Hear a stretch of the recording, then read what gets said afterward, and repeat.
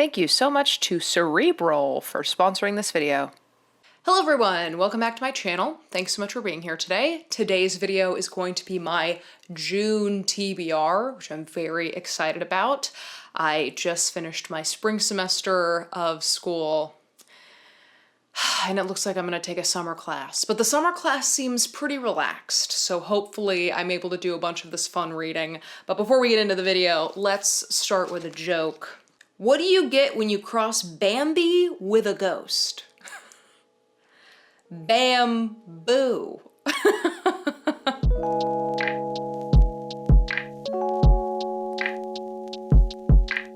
So yes, today's video is my June TBR. I mentioned this, but I did come out with a summer TBR that was all for the school reading I'm trying to do this summer, and then I'm still gonna come out with a June, July, and August TBR, which is more of the fun reading I'm trying to do this summer.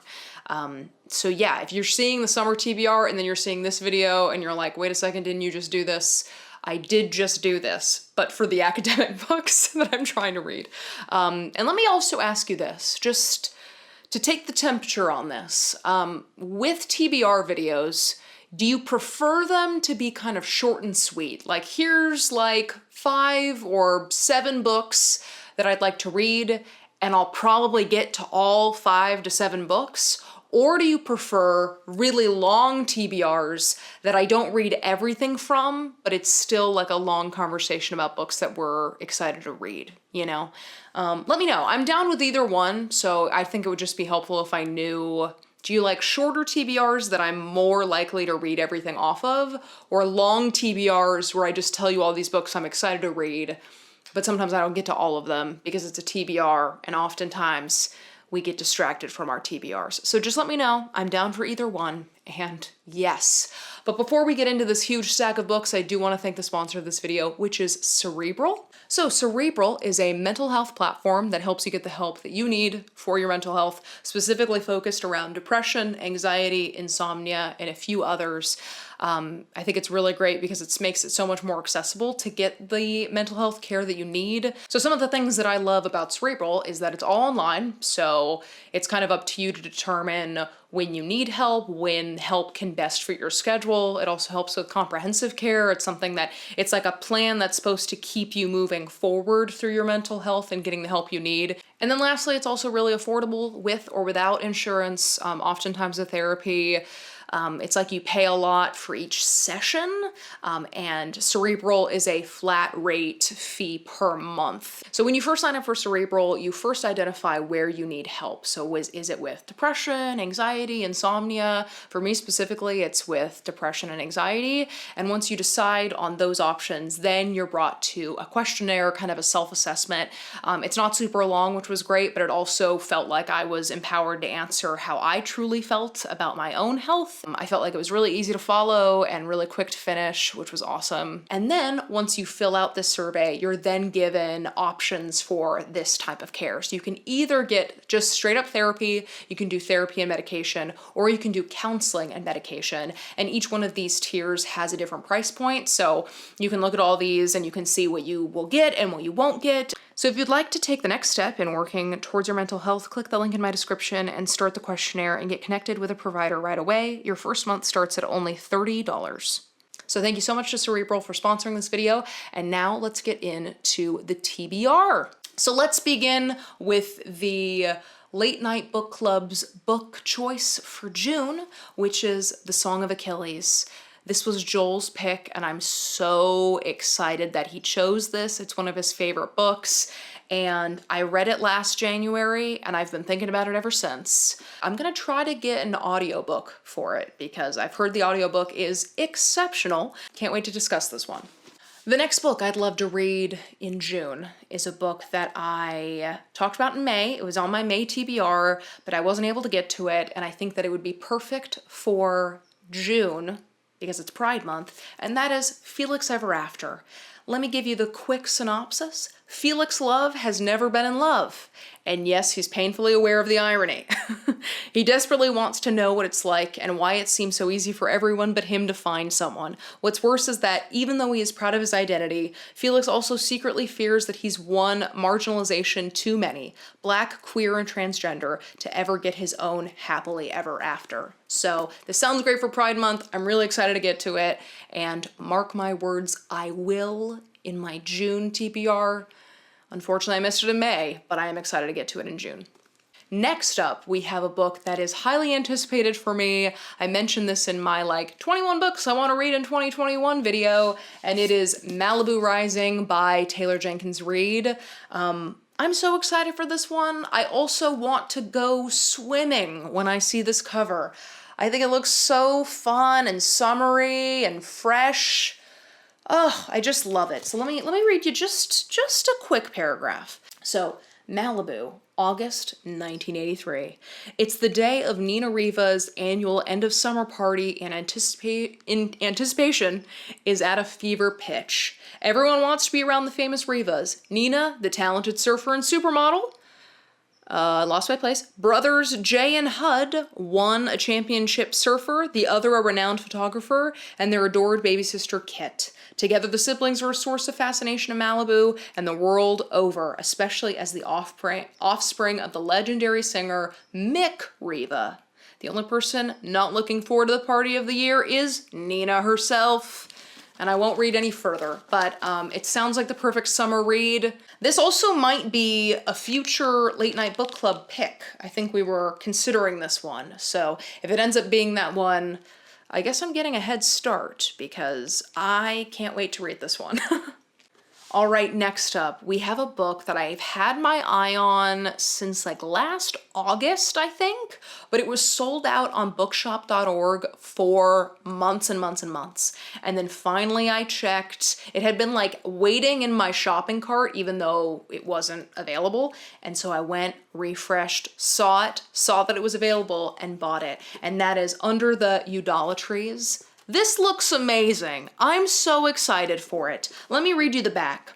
Ijoma comes of age as her nation does. Born before independence, she is 11 when civil war breaks out in the young Republic of Nigeria. Sent away to safety, she meets another displaced child, and they, star-crossed, fall in love.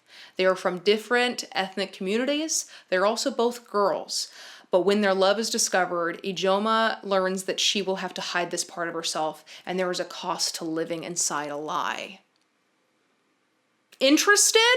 I think so. Please find this at your local bookstore and read it with me in June because I cannot wait. Again, I've been wanting to read this for over a year, close to a year, and I'm so excited to get to it. So there we have it. Very excited for this one. This book was an impromptu purchase. I saw it in the LGBTQIA+ section of one of my favorite used bookstores, and it looked intriguing, and that is Upright Women Wanted. So let's see. Esther is a stowaway. She's hidden herself away in the librarian's book wagon in an attempt to escape the marriage her father has arranged for her, a marriage to the man who was previously engaged to her best friend who she was in love with, her best friend who was just executed for possession of resistance propaganda. Wow! The future American Southwest is full of bandits, fascists, and queer librarian spies on horseback trying to do the right thing. They'll bring the fight to you. Yes, please! Look at how short it is. Hear how fun that sounded. I'm so excited for this one. I didn't really know much about it. It just called to me on the shelf, and I bought it, so excited. Next up, we have Sarah Waters' Fingersmith. Let me read the back. London, 1862. Sue Trinder, orphaned at birth, grows up among petty thieves, fingersmiths, under the rough but loving care of Mrs. Suxby and her family. One day, gentlemen, an elegant con man arrives with a proposition for Sue. If she works as a maid to Maud Lily, a gentlewoman, and aids gentlemen In her seduction, they will all share in Maud's vast inheritance. With dreams of repaying her adopted family, Sue agrees to the plan. Once in, however, Sue begins to pity Maud and care for her in unexpected ways. This quote on the back says, Oliver Twist with a twist. All right, well, sounds really fun, sounds really fast-paced, and I don't know. I saw it at the bookstore, and I had never heard of it, and I thought it looked great, so let's hope it's great. Okay, next up, we have a romance that I'm very excited by, and the cover was intriguing to me, and that is Something to Talk About. Like, hello, there's some whispering, there's some pearls, and just the title is evocative. So, Hollywood powerhouse Jo is photographed making her assistant Emma laugh on the red carpet, and just like that, the tabloids declare them a couple. The so-called scandal couldn't come at a worse time, threatening Emma's promotion and Jo's new movie. As the gossip spreads, it starts to affect all areas of their lives. Paparazzi are following them outside the office, coworkers are treating them differently, and a source is feeding information to the media, but their only comment is no comment. With the launch of Jo's film project fast approaching, the two women begin to spend even more time together, getting along famously. Emma seems to have a sixth sense for knowing that what Jo needs, and Jo, known for being aloof and outwardly cold, opens up to Emma in a way neither of them accepts. They begin to realize the rumor might not be so off base after all, but is acting on the spark between them worth fanning the gossip flames. Hello, yes, I will be reading, and I'm very excited to get to it. If you've read it, let me know how it was. I'm super stoked. All right, everyone. Next up, we have Her Body and Other Parties by Carmen Maria Machado, which is the same author that wrote In the Dream House, which is one of the most stunning memoirs I've ever read in my life. When I was reading it, I thought, how did someone come up with this? Like, how did you come up with such a creative way to tell a memoir? It's truly exceptional. I feel like everyone talks about it because it deserves to be talked about. It is so creative and so wonderful. Anyway, so I saw this, I picked it up, and from my understanding, it is a collection of short stories, which I have learned to love in the past few months. I read The Secret Lives of Church Ladies in April, I read The Refugees in May, and I'm hoping to read this in June. So not only am I hoping to read this short story collection, I'm also hoping to read this short story collection, which is called Sabrina and Corina, which was recommended to me by a lovely subscriber. This sounds amazing. Both of them sound amazing. I don't know much about either because they're short story collections, and I don't want like an impression of what they're going to be about. I just want to jump into the stories and fall in love. So I have a very strong feeling that both of these are going to get very high ratings for me. And I'm so excited to give them because they sound great. So there we have it. All right, next up, we have Loveless by Alice Oseman, which I have had my eye on for a long time. I think I've mentioned it many a time that I've wanted to read this, and then it continues to slip away on my TBR. But mark my words, it is getting read in June. Let me give you a quick synopsis. Georgia has never been in love, never kissed anyone, never even had a crush. But as a fanfic-obsessed romantic, she's sure she'll find the right person one day. As she starts university, Georgia makes a plan to find love, but when her actions wreak havoc among her friends, she questions why romance seems so easy for other people, yet not for her. With new terms thrown at her, asexual, aromantic, Georgia is even more uncertain about her feelings than ever. So I'm very excited to read this. I think the cover is so cool. I love this like rich purple. I think the story sounds awesome. And my sister-in-law's name is Georgia. So immediately I know I'm gonna love the main character. There you go.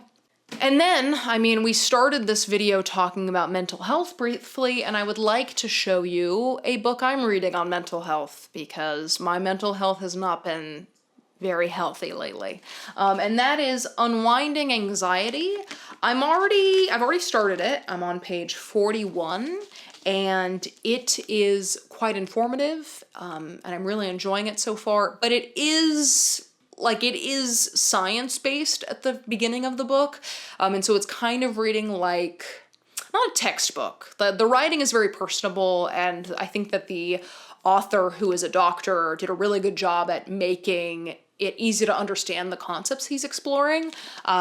But because it's not like this like novel that is based on plot and characters, I'm going through it very slowly, and maybe that's what I need, because you shouldn't rush through a self-help book, right? Like, you should really take your time and make sure that you're getting what you need out of it. So anyway, it's called Unwinding Anxiety. New science shows how to break the cycles of worry and fear to heal your mind. Something also really cool is that he does spend quite a bit of time addressing the pandemic. So this was clearly, parts of this book were clearly written during the last year. And so he's kind of, he's able to connect with you in the current moment of like uncertainty and fear and anxiousness around what's been going on. So yeah, really liking it so far and very excited to read it in June.